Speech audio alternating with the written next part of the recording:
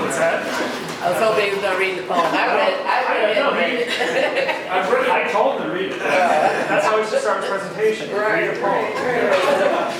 You can tell he's an artist, he's a little shy.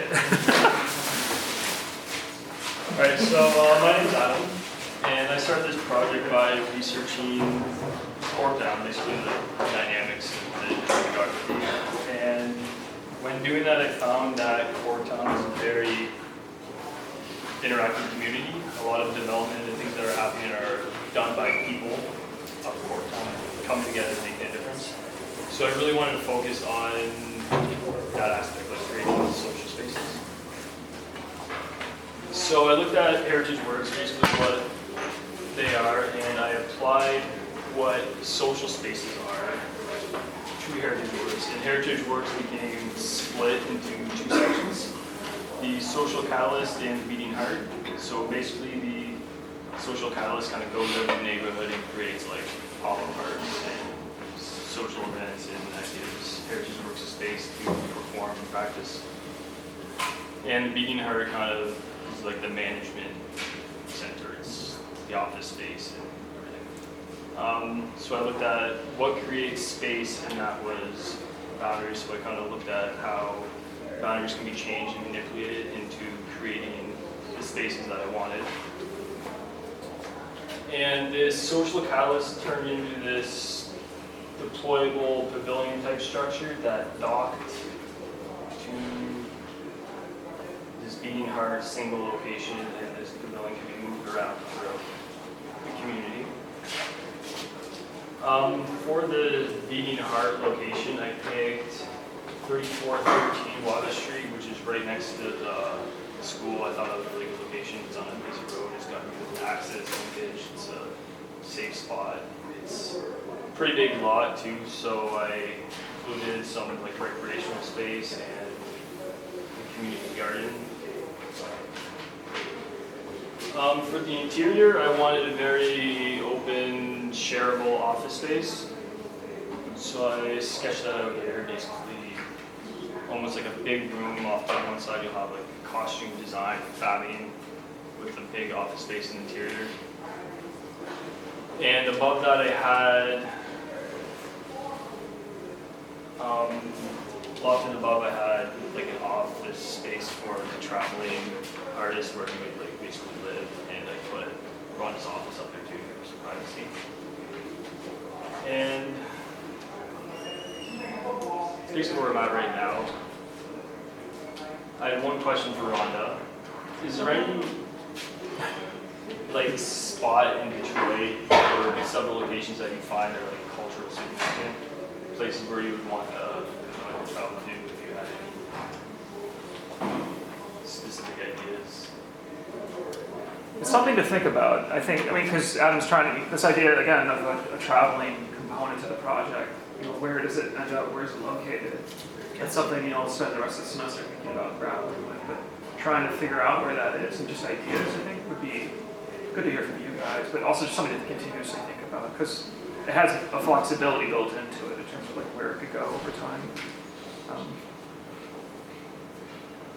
Adam, what else is going on the site? So like you're kind of designing the site. I don't know if you talked about that. Like it's a kind of park, it becomes a park as much as it is a home base for Heritage Works. Yeah, basically when the pavilion's gone, this space would become like either like a basketball court or soccer field.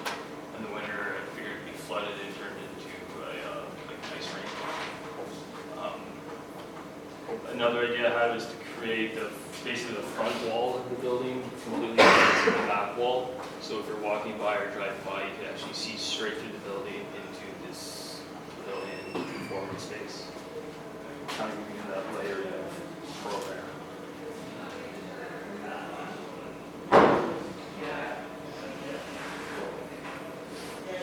So these are all the properties available? No, that goes way back to the beginning. I looked at a master plan that was developed, and I wanted to see how Corktown was developing based on that master plan. So I overlaid the two maps, and everywhere these did not line up, I drew a red dot. So this kind of shows the disconnections between current Corktown and what was developed. That's the lab portion. I was looking at how this structure might move and deploy and how it'll be flexible and transform. So they mentioned the lab a couple times, so just in case. Mark lab.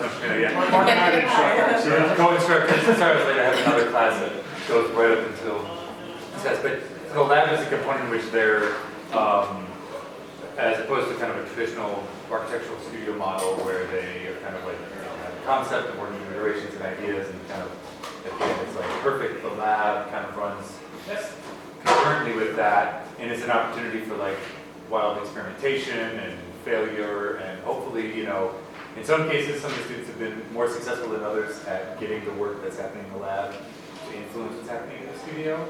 That's actually not how we really measure the success in the lab. It's like, if you're over here failing and yet learning, that's what it's all about, right? So when you hear him say, oh, that's what's happening in the lab, so these are opportunities for the students, you know, he's experimenting with different levels of articulation and form and material and things like that.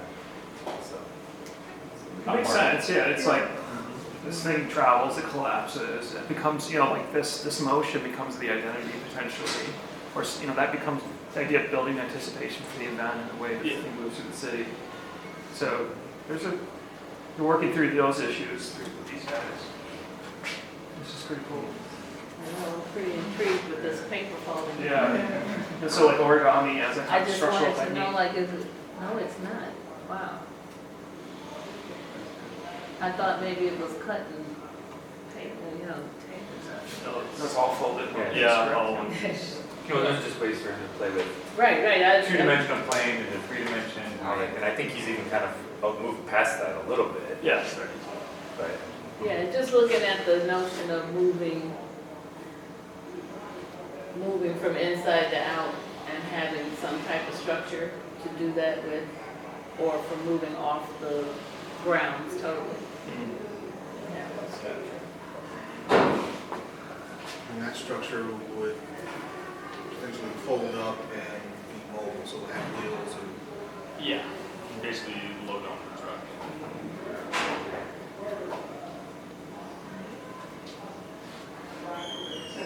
I like the beating heart too, because that's kind of how it works. Yeah. You know what I mean, as far as that's what's happening to keep it all going. There is a business part of this that can't be escaped, and it's all the fun and cultural arts. It has to be a mainstay. And we certainly do expect and maybe even define ourselves as being a catalyst within the community, that the activities and the presentations are there for that. You were talking about what transformation, well, we were talking about transformation and kind of what we'd like to see. So, and catalyst is a great fit.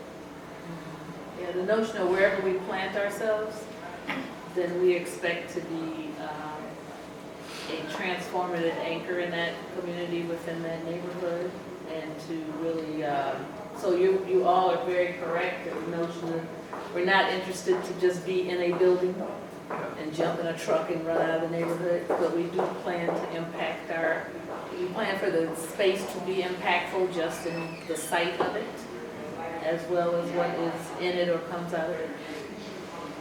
Are there ways, like, beyond what you've seen or what we're even talking about, you could begin to imagine that more? Like, what are some of the ways you envision being impactful? Like, I think I heard like the retail component, so like, that's a kind of, I see that as an interface or connection point. I wonder what other, the performance space itself, that's a huge connection point. I don't know if there's any others that you could begin to think of that are these moments of impact that, you know, as you kind of come together and locate. About the exterior of the building and its design. But you can go ahead. Just to say that, you know, first of all, just the sight of the space in a place, you know, to show up in a neighborhood and to enliven a corner or a spot with a building that just in its architecture and in the exterior design. I know you guys have seen Davos, the Bead Museum at the Boulevard in Grand River. And that's one of the things he's done. He just causes you just can't see him as not being something unique, and therefore causing some moment for any individual who sees it. So we're looking at our building as having that visual impact.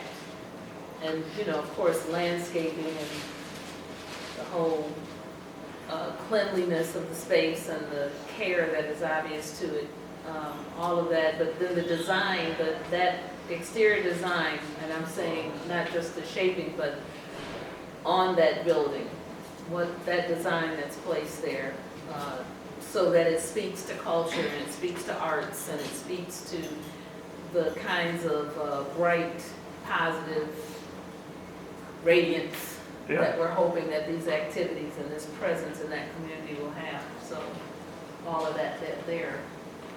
I think you mentioned performance, and I know you've heard us talk about just the educational aspect, Yeah, because one of the things we have in common is visiting artists or tradition bearers, and the fact that when they come in, they work with a small group of people, let's say 30, who are actually doing the craft in the community, and so that tends to be a deep work, right? And then when you have the performance, that tends to be more exposure, okay, right? But so that you have this ripple effect, right. and training people up who can actually continue to do it, or do it, you know, if we're in this space, they can do it someplace else in the city. Okay, Robin talked about working with churches. I mean, that's really where our culture happens for African Americans. And so to the extent you start empowering churches, you really start to do a mighty work in Detroit, or faith-based institutions. that's As great. far as technology, just keeping abreast with all of the changes in technology, and things like that for the sound and the lighting and things like that. So, with the students coming in, different, diverse groups or whatever, they want to bring in new ideas on how to expand on that too. So,